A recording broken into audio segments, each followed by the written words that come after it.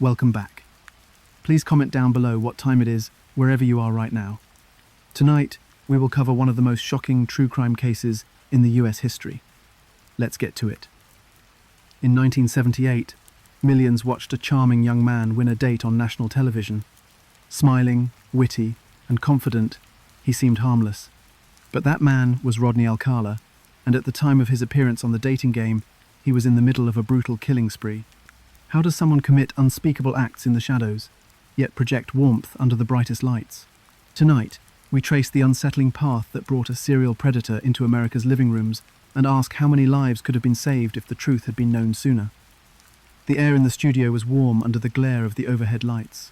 Cameras rolled, stagehands moved quickly between sets, and the applause sign flashed above the audience. This was primetime television in 1978, and the dating game was a familiar comfort for viewers across the country. At home, families gathered in living rooms, watching as the Bachelor segment promised light-hearted banter and playful competition. On stage, 3 men sat hidden from the woman asking the questions. She was there to choose one of them for a date based on his answers alone. It was meant to be harmless entertainment. Among the bachelors sat Rodney Alcala. His posture was relaxed, his hair well kept, and the smile on his face came easily. When asked a question, his answers didn't stall or stumble. Each response carried a hint of practiced wit, as though he had thought through how to sound confident without crossing into arrogance. He leaned forward slightly when speaking, the way someone might when fully engaged. The live audience laughed at his jokes, and the game's host kept the energy moving, treating him as just another contestant in a lineup. The camera caught his expressions between questions, his eyes scanning just enough to meet the woman's voice from behind the divider. On the surface, he was everything producers might have hoped for in a contestant. Telegenic, quick with words, easy to smile at.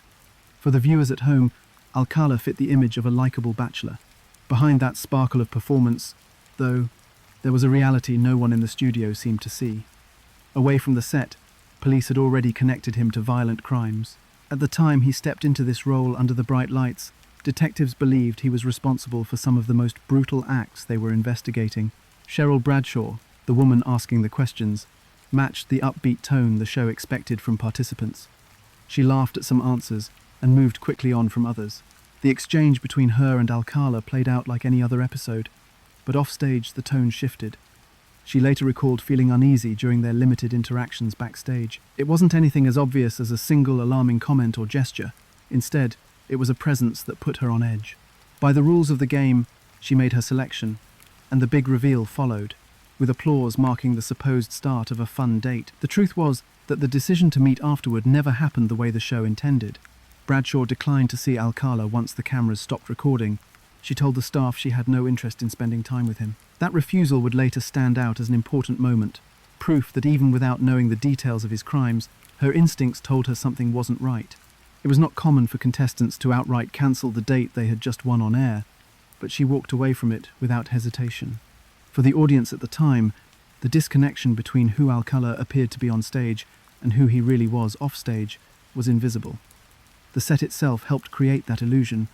The studio lighting, the applause, the playful host, all of it built an image that discouraged critical thought about the people on screen.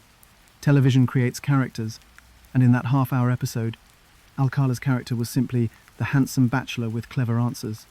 Most viewers would not have guessed that the man delivering those lines had already taken lives and would take more. That day in the studio came to symbolize something larger. It showed how easily danger could slip into a setting designed for entertainment. The lack of public access to criminal records and the absence of cross-checks for game show contestants meant producers were unaware of who they had cast.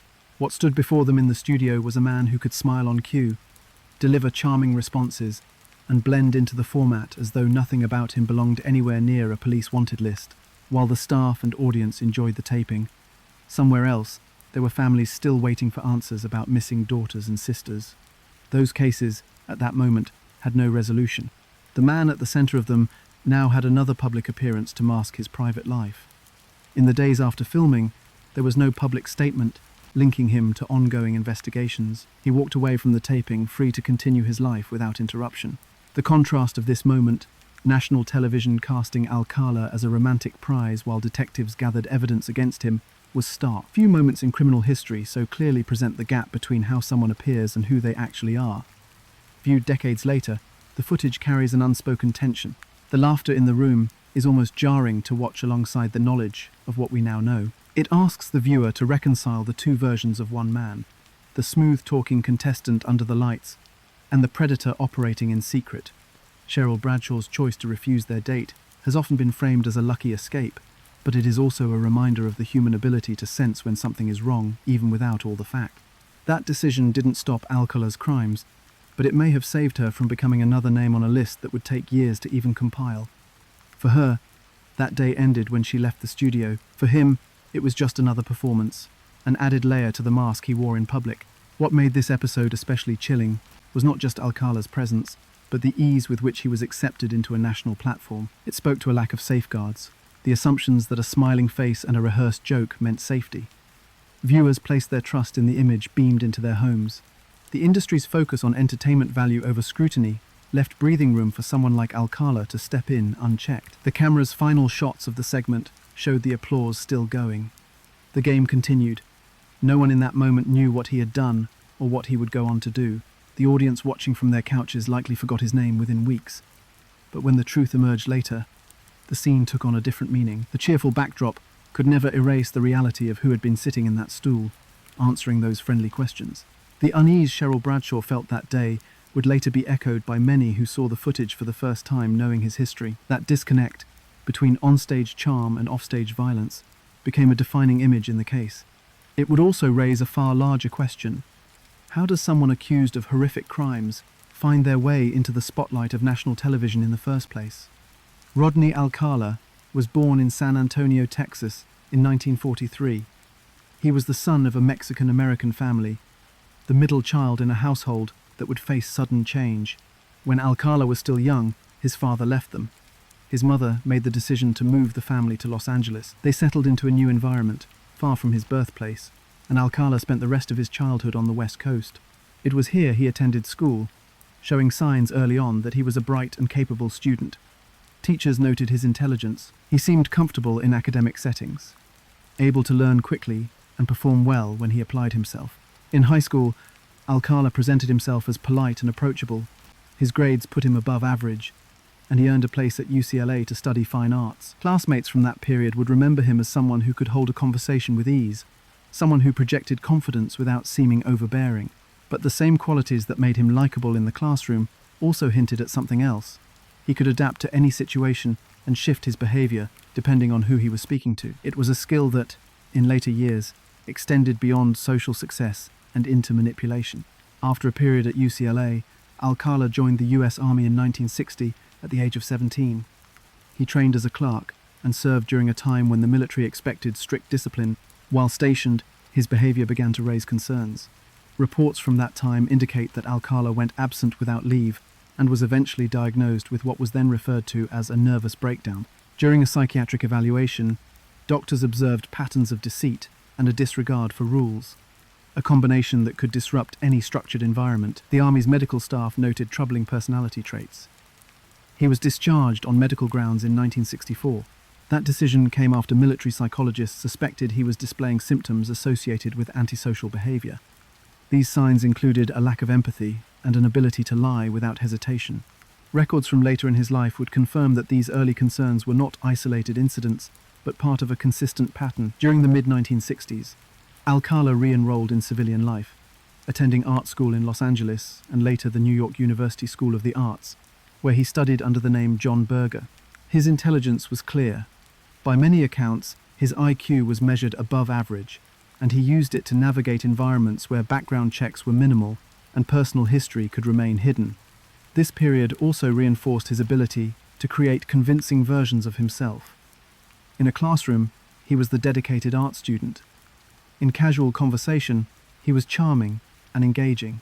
But behind these roles, his behavior toward others, particularly women, began to follow a darker trend. Incidents of inappropriate conduct were whispered about but rarely documented in a way that reached authorities. In the military, he had already faced accusations of unwanted advances and manipulation, and his release had shielded him from further scrutiny. Now, in academic and social circles, any concerns people might have had were easy for him to deflect with charisma. People often have an instinct for sincerity, but Alcala's outward demeanor challenged that instinct, making it hard for casual acquaintances to imagine the calculated side he kept hidden. By the late 1960s, Multiple psychiatric evaluations, some ordered by courts, others by institutions, would label Alcala's condition as antisocial personality disorder. This diagnosis described a person who routinely ignores the rights of others, fails to conform to lawful behavior, and shows no remorse for causing harm. Evaluators also noted his high intelligence and capability for planning. In later years, forensic psychologists would go further, pointing to traits consistent with psychopathy and sexual sadism. It was this specific combination, lack of empathy, high cognitive ability, and deviant sexual interest, that experts identify as significant risk factors for violent and repeated offences. When such traits appear together, they often predict dangerous outcomes. Yet in Alcala's case, there was no system in place to recognise and act on them early enough. In the 1960s, communication between agencies was limited. Court-ordered evaluations typically stayed with the individual case file and were not broadly shared. A person could face serious accusations in one environment and then move on to another without those records following them. Alcala's story became an example of how someone with advanced manipulative skills and a clean outward image could avoid detection. Looking back, it is clear that the charm many found attractive was not just a natural personality trait, it was a tool. Alcala could present warmth and humour when useful, often tailoring his mannerisms to the person in front of him. If he saw a need to be serious and professional, he could shift into that role easily. This adaptability allowed him to avoid suspicion. People rarely challenged an image that seemed consistent and controlled.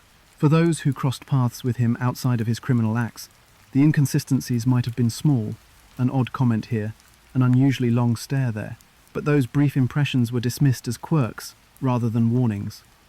Without a concrete reason to probe deeper, most continued to take him at face value. The absence of a cohesive tracking system for personal history meant each new acquaintance, employer, or institution started with a blank slate when it came to knowing Alcala. At the same time, his artistic pursuits gave him a socially acceptable reason to approach strangers, particularly young women. Photography and art often involve personal interaction and the creation of trust. In Alcala's hands, these activities provided both opportunity and cover. He learned how to initiate contact without setting off alarms, how to lead a conversation toward his goals while appearing casual. This capability to mask intent was a constant through his adult life. By the end of the 1960s, the traits that had been recorded in medical and military files had already begun to manifest in his personal conduct. The lack of intervention allowed him to take greater risks. There was no structured treatment or strict supervision after his discharge from the army, and no consistent record accessible to those around him. The stage was set for escalation. High intelligence without empathy can be a volatile combination, one that allows for careful planning of harm while avoiding the emotional burden most would feel. These years represented the critical early period where potential preventive action could have been taken. The signs were present: manipulation of authority, disregard for consent, clinical diagnoses that aligned with known predictors of violent crime. Yet, without legal convictions at that point, there was little to restrain him. Understanding that chain of missed opportunities makes what happened next stand out even more. The following year would bring the first confirmed violent offence that made its way into an official police investigation. It would reveal the level of brutality Alcala was already capable of, and how quickly he would act when given the chance. In 1968, a single incident would turn suspicion into certainty, at least for those who responded to the crime scene. That day marked the beginning of his direct path into the kind of predator he had the potential to become all along. In September 1968, an ordinary drive through Hollywood changed the course of an ongoing investigation before it had even begun. A man behind the wheel noticed a young girl walking along the street. She was 8-year-old Tali Shapiro, a child who lived nearby. The driver saw her speak briefly with an adult man who appeared to be in his mid-20s. The man was Rodney Alcala. He told Shapiro he knew her parents and offered her a ride to school. She hesitated at first, but eventually followed him to his car. The motorist, uneasy about what he had just witnessed, decided to follow them. The car stopped outside a Hollywood apartment building. Alcala led Shapiro inside. The bystander went directly to a nearby police officer to report what he had seen. Officers were dispatched to the address, moving quickly to the unit described. They knocked, then forced their way in. Inside, they found Shapiro on the floor. She was unconscious, brutally beaten, and lying in a pool of blood. The injuries were severe. Evidence in the room showed she had been sexually assaulted, and she had been struck repeatedly with a steel bar. Yet despite the scene in front of them, Alcala was already gone. The girl's survival was uncertain. She was rushed to the hospital and required an extended stay to recover, including weeks in a coma. The investigation began immediately, but Alcala had anticipated the arrival of police. He had left on foot before they entered. A warrant was issued for his arrest on charges including rape and attempted murder. By the time the warrant entered the system, he had vanished from the city. In the days that followed, Alcala made his way out of California entirely. He knew that remaining nearby would increase the chance of capture. Using his ability to create a convincing new persona, he began introducing himself under a different name, John Berger. With this false identity, he applied to the New York University School of the Arts. Enrollment records from the time list John Berger as a student in film and fine arts, far from his violent crimes in Los Angeles. The change in location and name effectively removed him from law enforcement's reach. Information systems between states did not link suspects as effectively as they do now, and the alias gave him space to start over. In New York, under the Berger name, Alcala presented himself as an artist and a student with ambitious goals. He kept a low profile with those who might ask questions, but was sociable enough to blend in. His manner could be attentive, even warm, when he wanted it to be.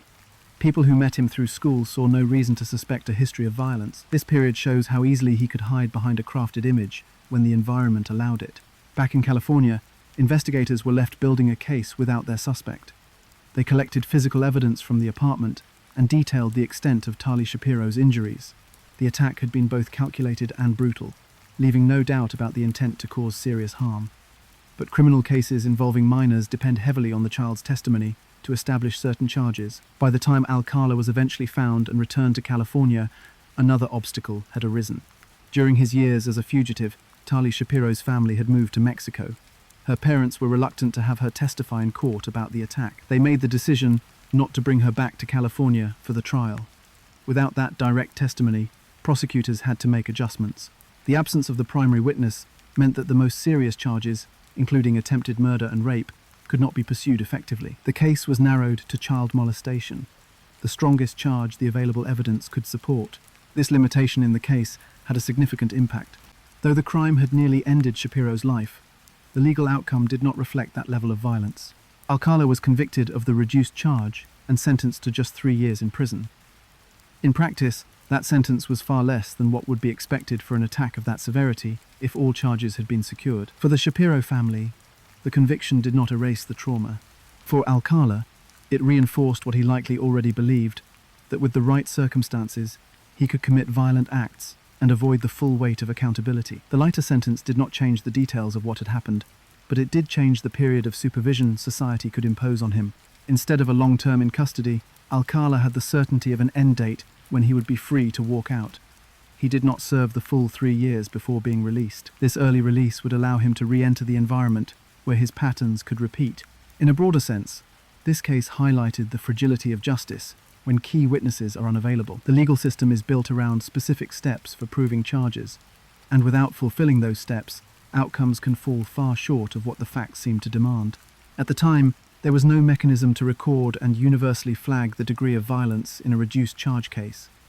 His entry into offender registries noted the conviction, but not the attempted homicide. Anyone looking only at the registry could see the charge and not the full context behind it. After his release, Alcala's public record labeled him a registered sex offender, but that did not come with the level of restrictions or surveillance it might today. Parole conditions were in place, yet the monitoring practices of the 1970s were limited.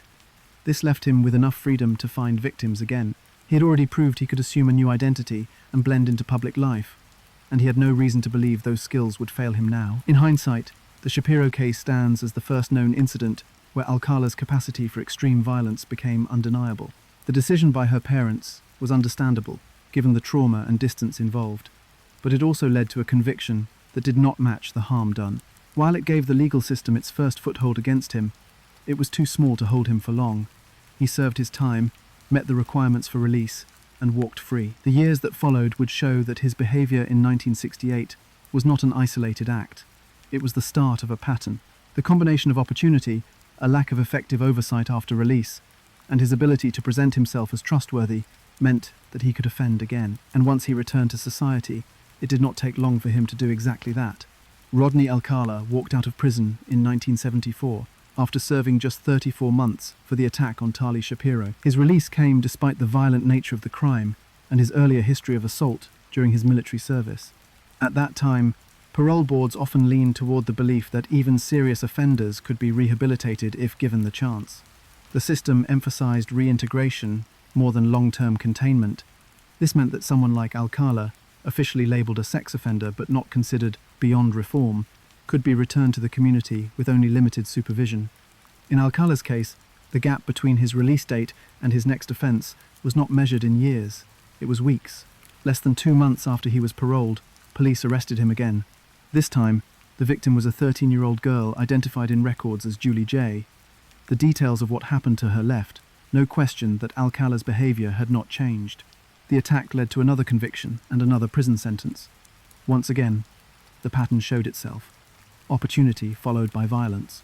For law enforcement watching this unfold, the rapid return to crime highlighted the risks of early release for high-risk individuals. But those risks did not bring about major changes in policy. The early 1970s had no comprehensive tools for tracking offenders across jurisdictions beyond basic registry listings. While Alcala's name was on the sex offender list, that designation alone did not prevent access to victims. Registers did not come with active monitoring, and parole officers managed large caseloads that limited close oversight. He served approximately 2 years for the attack on Julie J. before being paroled again in 1977. It was his second early release in less than a decade, both times following violent sexual crimes against minors. The available records from that period convey little to suggest concern from the decision-makers about him committing similar crimes once freed. The prevailing mindset still weighed the possibility of reform, with many parole boards looking for indicators like good behavior in custody rather than the underlying patterns in an offender's history. The cycle was becoming clear: arrest, conviction, prison, early release, and another offense. Every time he returned to the community, Alcala had the means and intent to find new victims, and the system in place did little to interrupt that process. Even the title of registered sex offender did not stop him. The registry was a static list with names, not an active surveillance program. Alcala could legally move in public, seek work, or travel with relatively few restrictions. And in 1970s California, there was little coordination between parole authorities and local police unless a parole violation was already suspected. Not long after his second release, his parole officer approved something unusual. Alcala was allowed to travel to New York City. This was despite his demonstrated history as a flight risk and a repeat offender. That decision widened the physical scope in which he could operate, and showed again how discretion in individual cases could override public safety considerations. By allowing him to leave the state, supervision was further weakened. Decisions like this point to the lack of coordination between different parts of the system. While local police might have been aware of his background and risk level, parole boards and officers worked within their own structures. Policies to share information more broadly or to deny travel to those with histories like Alcala's were far from standard. The allowance for out-of-state travel was not just a minor oversight. It gave him the opportunity to act without the kind of close oversight that might have existed in his home jurisdiction. Looking at the timeline makes the pattern stand out even more. He left prison in 1974. Within weeks, he assaulted Julie J. He returned to prison, served 2 years, and left again in 1977. From there, the crimes that followed would prove more severe than anything known up to that point. At each step, there was a release decision that enabled the next offense. At each step, the systems meant to protect the community underestimated his likelihood to reoffend. Police reports from his arrests show that detectives recognized the danger he posed. They had seen firsthand how quickly he returned to offending, and how serious the nature of those crimes was. But detectives did not decide parole dates, and their concerns did not always carry weight when set against policies favoring release after a portion of the sentence was served. This separation between investigative and correctional decision-making was a common feature of the era. What makes these early releases more troubling is that Alcala was not an unknown quantity by this stage. He had 2 serious convictions for crimes involving children and sexual violence. He had fled from prosecution once before, crossing the country under a false identity, and both convictions were connected to situations where victims were fortunate to have survived. Those facts, taken together, built a clear risk profile. Yet, when considered within the framework of the 1970s parole system, he remained someone who could be judged on recent behavior in a controlled prison setting rather than the full scope of his past conduct.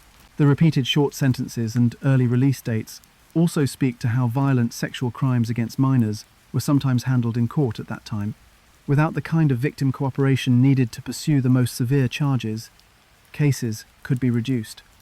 Reduced charges meant shorter sentences. Shorter sentences opened the door to parole far earlier than might be expected now. In Alcala's situation, the gaps between his offences and freedom were brief enough that there was no true break in his ability to plan for the next victim. By the time he walked free in 1977, Alcala's record already reflected a dangerous pattern, but the systems responsible for managing him treated each release as if it were an independent chance for rehabilitation. Supervision after his second release was again limited. The conditions placed on him were not enforced in ways that could significantly reduce his contact with potential victims. And while registering as a sex offender was required, information on his status was not easily accessible to the general public. The opportunity given to him in 1977 was one he would use to escalate. Freed from prison and with experience evading consequences, he was positioned to offend not just again, but more violently. Detectives would later link his activities from that year onward to some of the most brutal murders in California in the late 1970s. The speed with which he had reoffended in the past meant there was little reason to expect a slow progression, yet no intervention came. In retrospect, the years between 1974 and 1977 form a condensed study of how recurrent violent offenders could move through the justice system with minimal interruption. Every release order, every decision to allow freedom of movement, and every reliance on outdated safeguards contributed to what came next. The knowledge of what he had already done was not enough to block access to new victims. When his second parole began in 1977, it did not mark the start of a quiet reintegration. It was the beginning of the period in which his crimes would escalate in frequency and severity. California was about to enter a chapter of his story that would leave multiple families grieving and investigators piecing together a trail of bodies connected by one name. Alcala no longer had to test the boundaries of what he could get away with. He would now push them to their furthest point. California in the late 1970s was a state with busy coastal cities, growing suburbs, and remote stretches of land where people could disappear without notice. Between 1977 and 1979, that landscape became the backdrop for a series of killings that investigators would later realize were connected. Each victim's case told a story of sudden violence, sexual assault, and death. But the details also carried similarities that pointed toward one offender. Those cases would eventually reveal a pattern of escalating brutality, with Rodney Alcala at the center. The first known case in this period was discovered on November 9, 1977. Jill Terry Barcombe, 18 years old, had recently moved to Los Angeles from upstate New York. Her body was found near a dirt path off Mulholland Drive, a short distance from where people regularly stopped to take in the view. She was naked from the waist down, her knees pulled tightly to her chest. She had been sexually assaulted and beaten, with 3 bite marks visible on her right breast. Blue nylon ropes were used to strangle her, and the injuries suggested she had been attacked with significant force. At the time, detectives suspected the Hillside Strangler, an active serial case in the city, but later evidence confirmed her death had a different offender. Just over a month later, on December 16, 1977, police in Malibu responded to the apartment of Georgia Marie Wickstead. She was a 27-year-old nurse who had last been seen giving a co-worker a ride home from a bar. Inside her bedroom, she was found naked on the floor, positioned deliberately. She had been strangled with her own nylons, sexually assaulted, and her skull had been fractured. There were signs of genital mutilation after death. Forensic technicians collected a palm print from the scene and biological evidence that, decades later, would stand as critical proof against Alcala. At the time, her case was treated as an isolated attack, with no obvious link to the Barcombe murder. On June 24, 1978, the laundry room of an apartment complex in El Segundo became the scene of another discovery. Charlotte Lee Lamb, age 32, worked as a legal secretary. She had been assaulted and killed in the building where she lived. She was found lying on the floor, strangled with a shoelace, her hands pulled together behind her back. The small, enclosed space offered little privacy in daily life, yet it had been used to detain and murder her without immediate notice.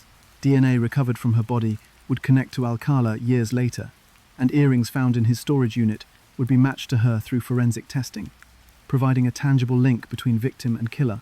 Almost a year later, on June 13, 1979, a friend checking on 21-year-old Jill Marie Parenteau found her dead inside her Burbank apartment. She worked as a computer key-punch operator and had been absent from work without explanation. She was found naked on the bathroom floor, propped with pillows under her shoulders. She had been sexually assaulted, beaten, and strangled. Glass shards and a cut she sustained during the break-in told investigators that someone had entered through the apartment window. What they would learn much later was that Alcala had cut himself climbing in, leaving behind blood that would serve as direct physical evidence of his presence. The killing that drew the most immediate public attention came just a week later. On June 20, 1979, 12-year-old Robin Christine Samso left her Huntington Beach home for a ballet class. She never arrived. Friends told police about a man with a camera who had spoken to her on the beach earlier that day, asking to take her picture. Her disappearance launched an intensive search. 12 days later, her decomposed body was found in the foothills off Santa Anita Canyon Road. She had been beaten and raped. The condition of the remains suggested she had also been stabbed. A sketch of the man from the beach made its way to parole officers in the area, and one of them identified the man as Rodney Alcala, the same individual they supervised. This recognition became the turning point that brought Alcala into custody. These killings were committed over a span of less than 2 years. Each victim attacked in a different setting. Some were killed inside their homes, others in shared spaces like a laundry room, and one in a remote canyon. Despite differences in location, the methods carried a clear consistency. Sexual assault, combined with manual or ligature strangulation, severe blunt force trauma, and the posing of bodies after death. This pattern suggested a level of control and calculation. Victims were often positioned in deliberate ways, indicating a focus on the aftermath as much as on the act of killing itself. The variety of crime scenes complicated the investigation. Different police departments handled the cases in Los Angeles, Malibu, El Segundo, Burbank, and Huntington Beach. Without centralized communication and DNA technology still in its infancy, connecting the murders relied on comparing details between jurisdictions, details that were not always shared promptly. In the absence of a confirmed link, each murder initially stood as its own investigation.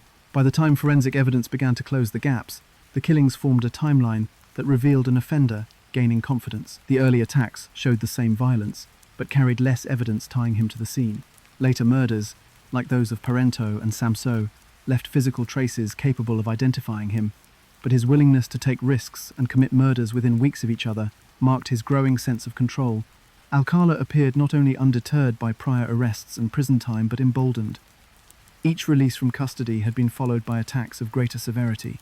This series also showed the level of planning involved. The victims varied in age, from a middle school student to women in their late 20s and early 30s.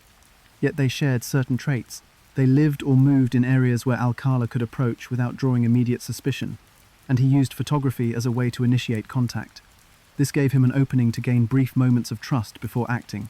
Law enforcement would eventually understand that these murders were not disconnected tragedies, but the work of a single offender operating across city lines. Evidence from the different cases, bite marks, ligatures, fingerprints, blood, and later DNA, came together into one prosecution narrative. The pattern they uncovered fit not just in sequence but in method, showing how specific habits and details repeated from one victim to the next. Yet, during part of this same timeline, and in the midst of the killings, Alcala made a public appearance on a televised game show. In 1978, amid the murders of Barcombe, Wickstead, and Lamb, he sat under stage lights on The Dating Game, trading scripted smiles with an audience. Once those appearances were put beside the details of his crimes, the contrast became one of the most disturbing aspects of his case. It showed how easily someone capable of such violence could step into a role meant to entertain, hiding in plain sight, while the murder scenes he left behind pointed to a very different reality. In 1978, the set of The Dating Game looked like it always did on television.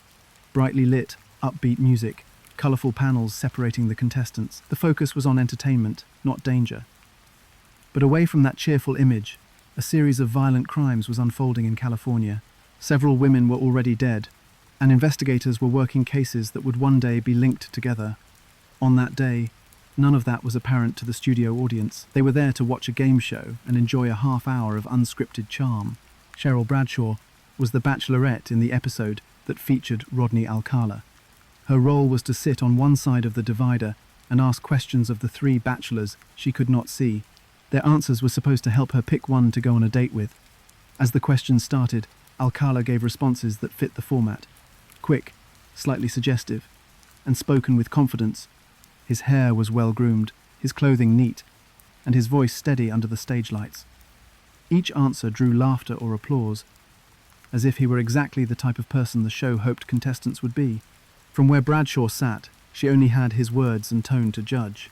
He was competing with two other men, and she interacted with each in turn. When it came time to choose, she selected Alcala. It was framed as the happy ending of the episode they were filming. The curtain would open, she would meet him face to face for the first time, and they would leave the stage as the winning pair. In the moment, it appeared like the format always did, light, easy, and harmless. The curtain opened, and they stood together for the cameras. He smiled. She offered polite conversation. But away from the set, Bradshaw's impression began to shift. She later described him as creepy, an instinctive reaction that she could not ignore. That feeling was strong enough that she refused to go on the planned date. It was a simple decision in production terms. The staff could quietly replace the date segment, but it was one that may have spared her from joining the list of women Alcala targeted. Her refusal stood out because it broke the expectation of the show. Contestants rarely turned down the date they had just won. Bradshaw's reaction did not come from knowing his record or suspecting his place in ongoing murder investigations. It came from discomfort she could not explain in precise words, a sense that something about him was wrong. Today, in interviews and dramatizations like the Netflix film Woman of the Hour, this moment is revisited as a turning point in how his public image is understood. At the time the episode was taped, Alcala had already killed at least some of the known victims from his later murder trials. Prosecutors would eventually tie him to Jill Barcombe, Georgia Wickstead, and Charlotte Lamb before that taping took place. Knowing this in hindsight adds an unsettling layer to the footage. Viewers in 1978 saw a confident bachelor answering playful questions. They had no reason to think they were watching someone who, away from the studio, was capable of extreme violence. The set amplified the divide between his public face and his private actions. Under the warm glow of stage lights, with a live audience responding on cue, Alcala looked like just another contestant. His answers to Bradshaw's questions were tailored to sound entertaining. He matched the energy of a show built on first impressions. Meanwhile, outside the building, families were mourning daughters who had been found strangled, beaten, and posed after death. This contrast is part of why Alcala would later be called the dating game killer. The nickname came not just from his participation in the show, but from the fact that by the time most people learned his name, they learned it alongside the knowledge that some of his murders had already been committed before he stood on that stage. The footage became a symbol of how predators could move through public spaces without raising suspicion, even thriving under attention. Bradshaw's account of that day has stayed consistent over the years. She did not know who he was. She did not know the details of any unsolved cases. She just knew she did not want to be alone with him. That decision passed quietly at the time. The audience watching the episode as it aired had no idea that the date never happened. Outside the world of television, Alcala simply continued life as he always had, staying under the radar of investigators until stronger evidence tied him to his crimes. By the time the episode aired, the public image it presented was already out of step with Alcala's real life. In the months surrounding the taping, he had been active as a predator, selecting and killing victims across different parts of California. Watching it now, knowing that fact, changes the way the laughter in the room sounds. It changes how the smiles and casually delivered lines are interpreted.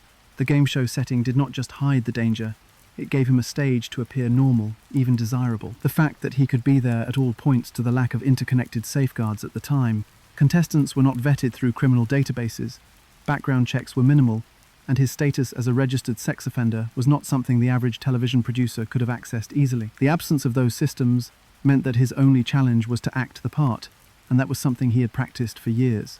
When people learned of his crimes later, the footage from this appearance became one of the most widely circulated pieces of video connected to the case. It was a striking visual, a man who had left bodies posed in apartments and remote areas, answering light-hearted dating questions on national television.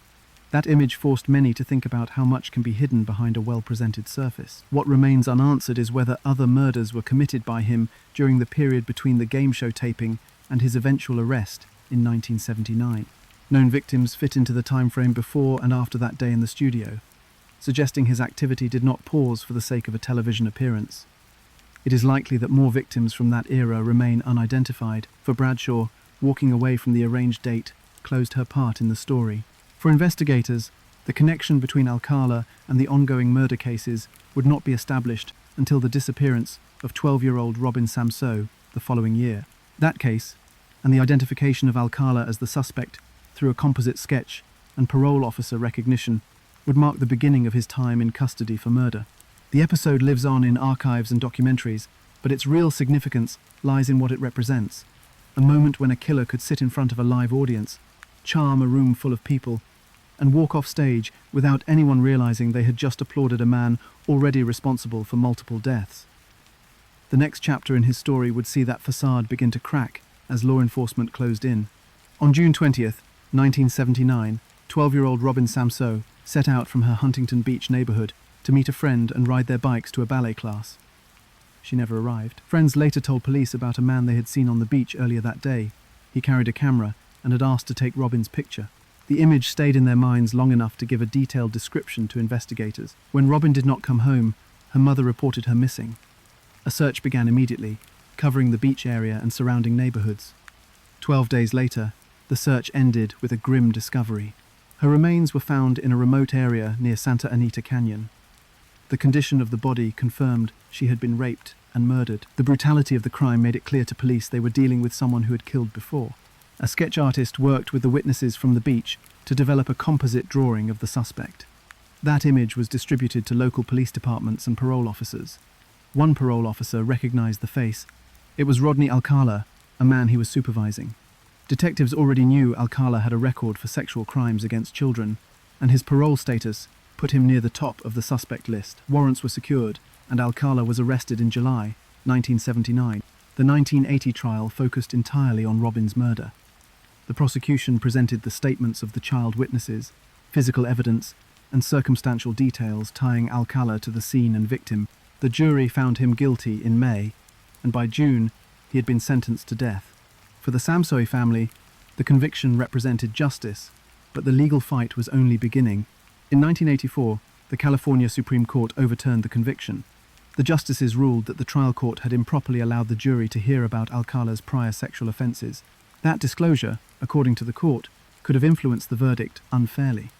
It was a decision based on legal standards, but for Robin's family, it meant starting over and facing a second trial. The retrial took place in 1986. Prosecutors omitted mention of the earlier crimes, focusing solely on the Samsoe case. Once again, the jury returned a guilty verdict, and once again, Alcala was sentenced to death. This time, the conviction was upheld by the California Supreme Court in 1992, but Alcala continued to file appeals, now in the federal court system. In 2001, a federal district court judge overturned the second conviction. The decision cited issues with the trial, including the handling of a witness. Alcala's defense had argued that a park ranger who discovered Robin's remains had been hypnotized by police investigators and that a supporting witness was improperly excluded. The judge agreed the exclusion had impacted Alcala's ability to challenge the evidence. The Ninth Circuit Court of Appeals affirmed the decision in 2003. That meant a third trial would be required. For Robin's family, it had been over 2 decades since her death, yet they were still sitting in courtrooms, listening to testimony about her final day. Each reversal pulled them back into the details of the crime. In the same year, while preparing for the new trial, Orange County investigators reviewed evidence from past unsolved murders in Los Angeles. DNA testing technology had advanced since the late 1970s, and samples stored for decades could now be analyzed with precision. The results were decisive. Semen recovered from the murder scenes of Georgia Wickstead and Charlotte Lamb matched Alcala. Further testing linked him to Jill Barcombe and Jill Parento. These connections placed Alcala at 4 more murder scenes, spanning from 1977 to 1979. The evidence transformed the scope of the case. No longer was Alcala on trial for a single murder. Prosecutors now had physical proof, tying him to multiple killings. In 2003, he was indicted for the murders of all 4 women. The prosecution moved to consolidate these new charges with the Robin Samsoe case, bringing all 5 murders into a single trial. Alcala's defense contested the consolidation, arguing it would be prejudicial to try all the murders together. The California Supreme Court eventually ruled in favor of the prosecution in 2006. That decision allowed the jury in the upcoming trial to hear the full extent of the charges against him. It was a significant advantage for the state, making it harder for the defense to portray Robin's murder as an isolated incident. The third trial began in February 2010. This time, Alcala chose to represent himself. Dressed in a suit, he asked questions of witnesses from the defense table and, at times, questioned himself on the stand, addressing himself as Mr. Alcala. The defense he offered was unusual but consistent with his long history of controlling his own narrative. Prosecutors presented the DNA matches, witness identifications, and physical evidence from the crime scenes. They described similarities in the murders: sexual assault, strangulation, blunt force trauma, and the posing of victims. The consistency across the cases painted a clear picture of one offender. Forensic evidence, unlike eyewitness testimony, could not be influenced by the passage of decades. The jury deliberated on all 5 murders: Robin Samsoe, Jill Barcombe, Georgia Wickstead, Charlotte Lamb, and Jill Parento. They returned guilty verdicts on each count. The penalty phase followed, and once again, the sentence was death. After 3 trials, spanning 30 years, the verdict finally stood without immediate reversal. For the families of the women, it was an outcome that came after prolonged delays, legal setbacks, and repeated exposure to the details of the killings. The 2010 convictions marked a definitive moment in the case.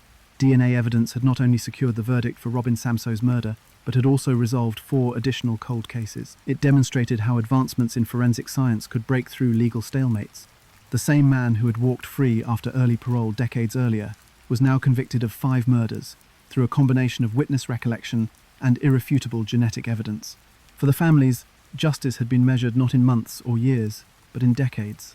Each trial, each appeal, and each overturned conviction meant reopening grief. The legal system's complexity had extended the process far beyond what anyone could have expected in 1979.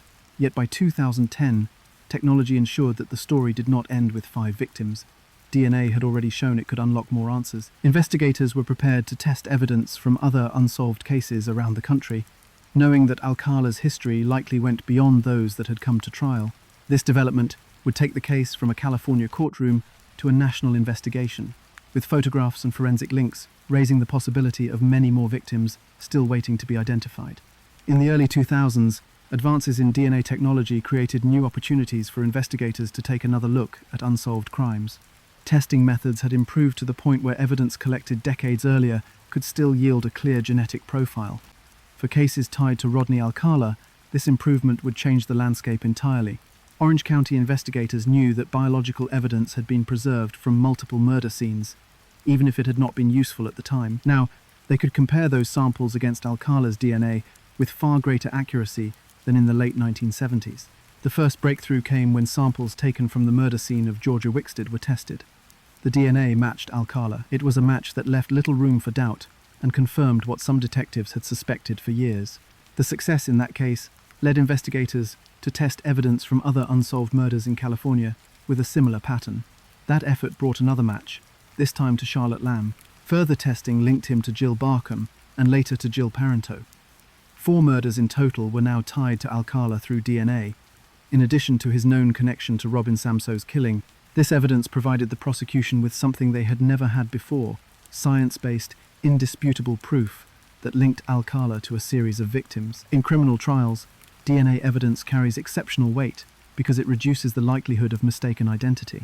Unlike eyewitness testimony, which can fade or become less reliable over time, DNA remains a fixed point of reference.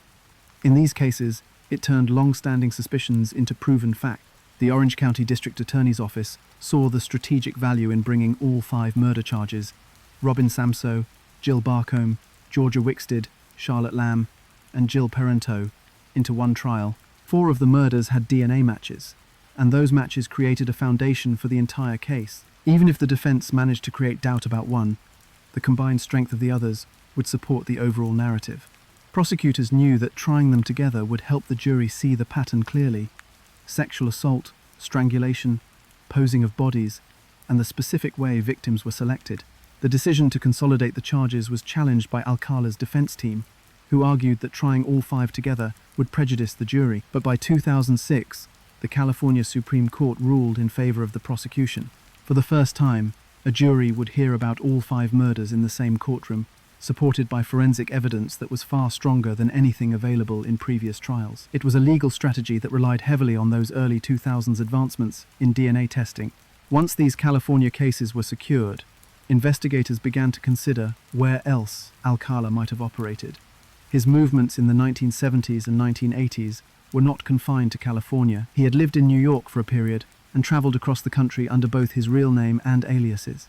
Given the similarities in victim profiles and methods, it was reasonable to suspect he might have killed outside California as well. Using national databases that compared DNA profiles from unsolved crimes, authorities looked for matches to samples collected in other states.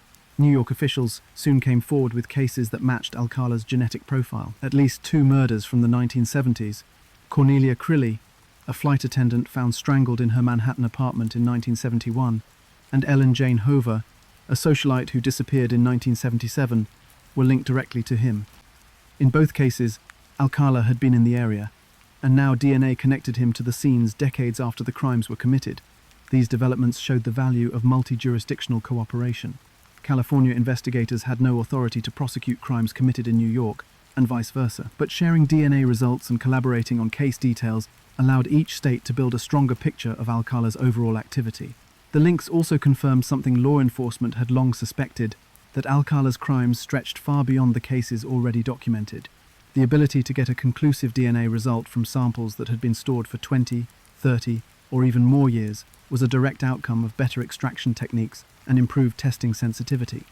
In the years after these crimes took place, forensic labs had developed processes to work with degraded or minimal samples that would have been considered unusable in the past. Items from the original investigations, clothing, ligatures, biological swabs, were re-examined with this new technology.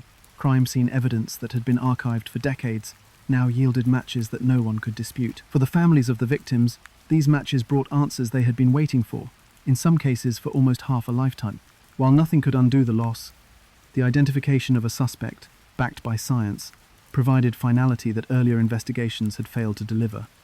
For prosecutors, the impact was straightforward. DNA ended arguments about who was responsible. Instead of competing theories or reliance on circumstantial links, they could place Alcala at the crime scenes with certainty. In the courtroom, the presence of DNA evidence also limited the defense's ability to weaken the case. Jurors tend to see DNA as clear and definitive. When presented properly, it leaves little space for alternative explanations.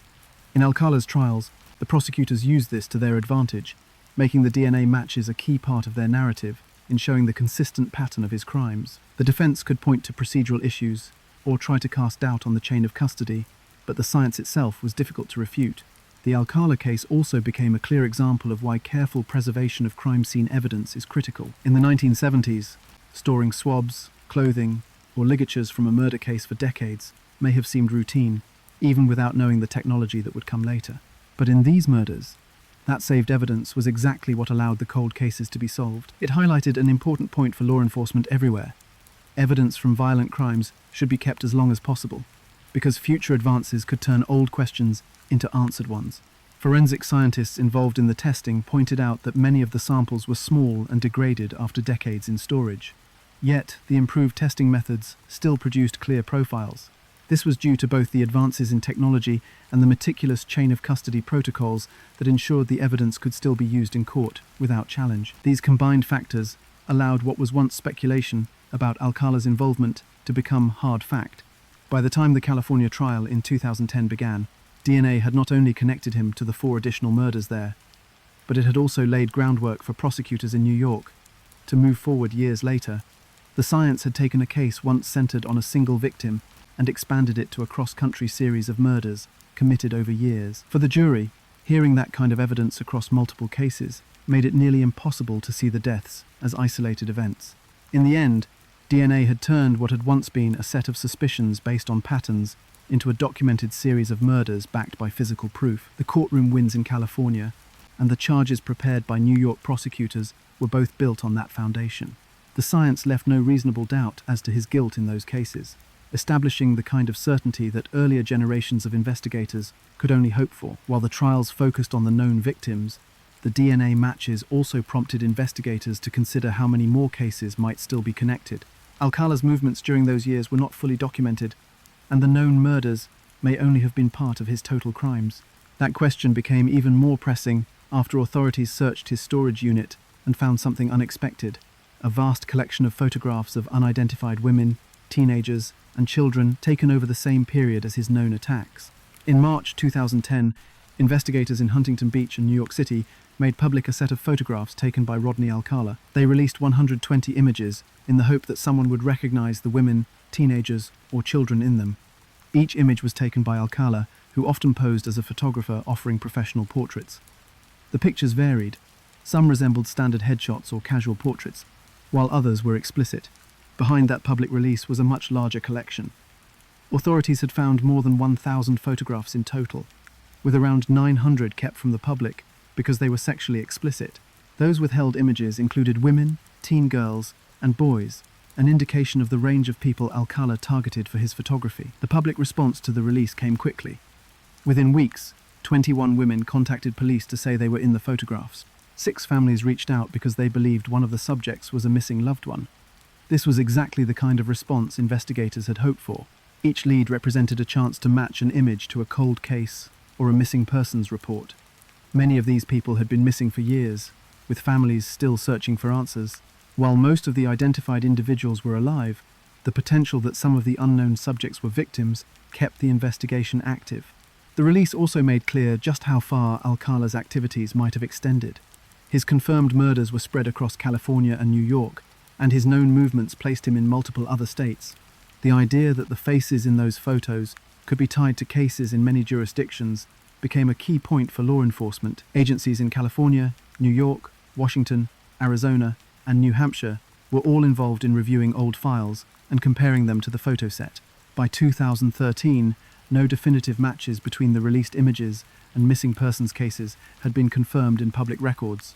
But the investigation did not end. Detectives kept the photographs posted on law enforcement websites, inviting the public to review them. Cold case units across different states continued to use the images as reference points when looking at unidentified human remains or unsolved disappearances from the time period when Alcala was active. One match did eventually lead to a murder charge.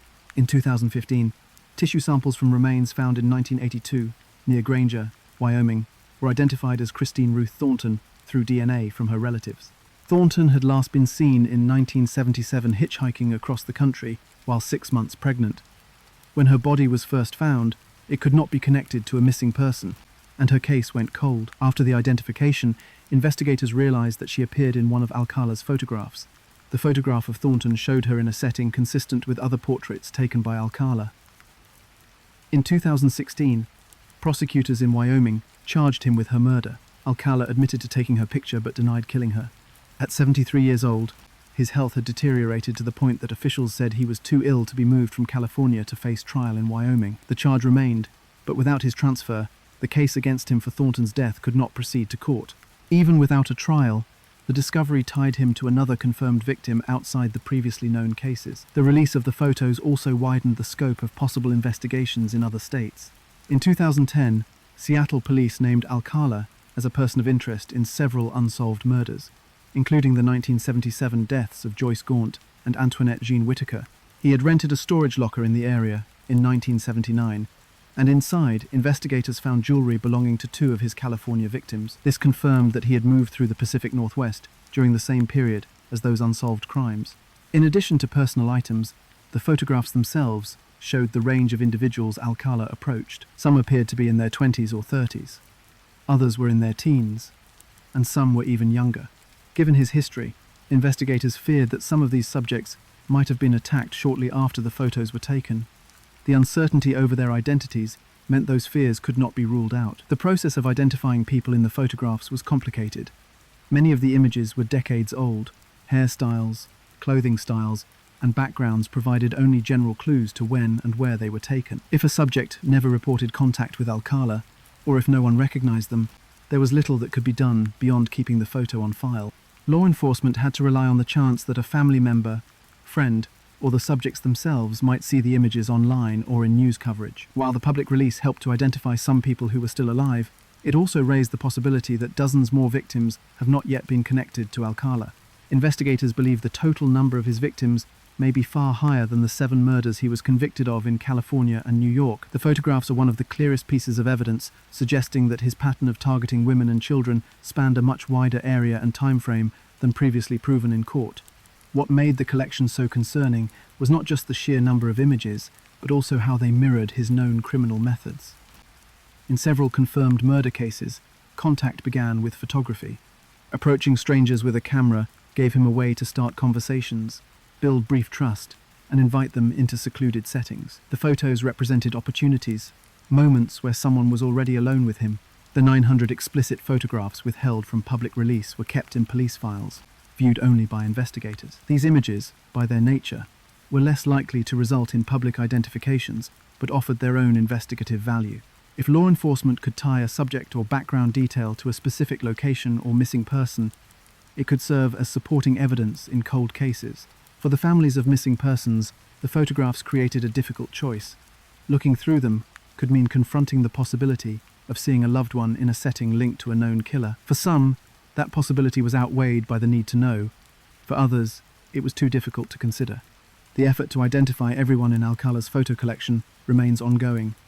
Digital archives continue to host the 120 released images, and tips still come in periodically. While most are dead ends, some have confirmed the identities of surviving subjects. Each confirmation removes one name from the list of potential victims, but many more remain without answers. In the years after the release, cold case detectives have said the photographs help keep attention on the open questions about Alcala's full victim count. Even as legal proceedings ended in California and New York, the investigation into the unidentified subjects has not closed. These faces represent people who crossed paths with him and may never have been accounted for in official records. The sheer volume of photographs, paired with what is already known about his confirmed murders, points to a much larger story, one that may never be fully uncovered. The collection serves as both a record of his predatory reach and a reminder of the gaps that still exist in understanding it. By the end of his court cases, the photographs stood as physical proof that his crimes might extend well beyond those convictions. And as his health declined, the priority for many investigators shifted from prosecution to identification, putting names to the faces he captured on film before the chance to connect them to unsolved crimes was lost forever. For Alcala, the final years of life would be spent under constant supervision in prison, but for the people working those cases, the search for answers around those images continued. For the last decade of his life, Rodney Alcala remained on death row at California State Prison, Corcoran. His cell was part of a section reserved for prisoners sentenced to die, but like many in California, his execution date was never scheduled. The state's death penalty system often meant that inmates stayed in prison for decades, while appeals and legal challenges moved slowly through the courts. Alcala's case was no exception. By the time his 2010 convictions were finalized, he was already in his late 60s, and his opportunities to leave prison would only come in the form of court hearings. In 2012, he was extradited to New York to face charges in two cases from the 1970s. These murders, Cornelia Crilly in 1971 and Ellen Jane Hover in 1977, had both gone unsolved for decades until DNA evidence linked him to each. New York prosecutors built their case with the same kind of forensic proof used in his California trial, leaving little room for him to dispute the charges. Alcala chose not to fight them. He entered guilty pleas for both murders, accepting an additional sentence of 25 years to life in prison that would run alongside his death sentence in California. For the families in New York, the plea meant they finally had a conviction, even if it came almost 40 years after the crimes. After the New York proceedings, Alcala was returned to California. His return was not the end of courtroom developments. Cold case work continued in other states, and in 2016, Wyoming took the step of formally charging him with the 1977 murder of Christine Ruth Thornton. Thornton's remains had been found in 1982 by a rancher, but she remained unidentified until DNA from her family confirmed who she was. Decades later, investigators discovered that she appeared in one of the photographs found in Alcala's storage unit. This was enough to bring a murder charge. Prosecutors in Wyoming planned to try him, but by then Alcala's health had deteriorated significantly. Reports described him as frail and unable to walk without assistance. Medical evaluations concluded that he was too ill to be transported from California to Wyoming for trial. The charge remained in place, but without his transfer, the case could not move forward. For Thornton's family, it was a frustrating reality. There was strong evidence, a formal accusation, but no trial to deliver a verdict. Life on death row for Alcala followed the routine of long-term incarceration. He was isolated from the general prison population. With limited recreational time and contact, visits were restricted and monitored, and much of his day was spent inside his cell. As the years passed, his physical condition continued to decline. Inmates in the aging prison population often face chronic illnesses, and Alcala was no exception. He suffered from multiple health issues, and by 2021, his time in the infirmary increased. On July 24, 2021, the California Department of Corrections and Rehabilitation announced that Rodney Alcala had died at the age of 77. The cause was listed as natural, specifically a heart attack. He was pronounced dead at a hospital in Kings County after being transferred there from the prison. His death meant he would never face the Wyoming court, and no further trials would be possible. For the families of his known victims, this was the end of any legal process connected to his life. Yet his passing did not close the investigations tied to him. Law enforcement agencies in California, New York, Wyoming, and other states continued to review unsolved cases from the periods when he was active. The photographs that had been released to the public in 2010 remained online, and tips still arrived from people attempting to identify the subjects. In some cases, investigators re-examined cold files to see if any details matched the settings, clothing, or objects seen in his collection. Shortly after his death, more accounts surfaced from women who believed they had been targeted by Alcala but survived. One of these came from Morgan Rowan, who said she was assaulted by Alcala in 1968 when she was 16.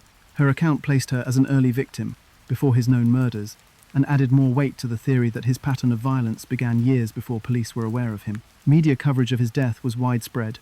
The Associated Press and other outlets summarized the major points of his case, focusing on the chilling contrast between his appearance on the dating game and his history as a serial killer. The nickname "dating game killer" appeared in headlines, ensuring that the association between his public charm and private brutality would remain part of his legacy. For many readers, especially those learning of the case for the first time, the nickname served as an entry point into a larger conversation about how outward appearances can hide dangerous behavior. His story also reached new audiences through dramatizations and documentaries. The Netflix film Woman of the Hour, directed by Anna Kendrick, included scenes portraying his appearance on the dating game during the active period of his murders. The choice to structure the film around different women's experiences highlighted the predatory nature of his crimes, while showing how various incidents fit into his timeline. Such portrayals kept his case in public discussion even after his death, framing it as both a true crime story and a cautionary example. For investigators, his death changed the nature of ongoing work. Without the possibility of questioning him directly, their focus remained on closing cases through evidence. Advances in DNA and forensic genealogy meant some of the photographs and unsolved cases could still produce results. For families of possible victims, each new technology created a chance, however small, that their case could be matched to him. The fact that Alcala died without fully accounting for all his crimes left many questions unanswered. The exact number of victims remains unknown. Estimates vary, but based on his confirmed murders, suspected cases, and the volume of photographs, it is possible that the true total is far higher than what could be proven in court. This uncertainty is part of why his file remains active in multiple jurisdictions. Even without a living suspect to bring into court, law enforcement often continues to pursue such cases for the sake of historical record and family closure. A confirmed match can correct death certificates, update missing persons databases, and, in some cases, return the remains of an identified victim to family members. In Alcala's case, each identification also builds a clearer picture of his movements and methods, which can assist in solving unrelated cases with similar patterns. Rodney Alcala's physical life ended in a hospital bed, far from the places where his crimes occurred. His death closed the door on the possibility of further confessions or courtroom testimony, but it did not erase the evidence left behind, nor did it end the attention given to his case. For the families of those he killed, and for those still searching for answers, the work continues. Even years after his death, his name remains linked to case files, cold case boards, and lab requests. In that way, his story outlived him. The man capable of blending into a crowd, of winning a spot on national television, and of carrying out calculated acts of violence is gone. What remains is the task of putting names to faces, closing open files, and understanding the full extent of what he did. And as long as those questions remain, Rodney Alcala's case will not truly be closed.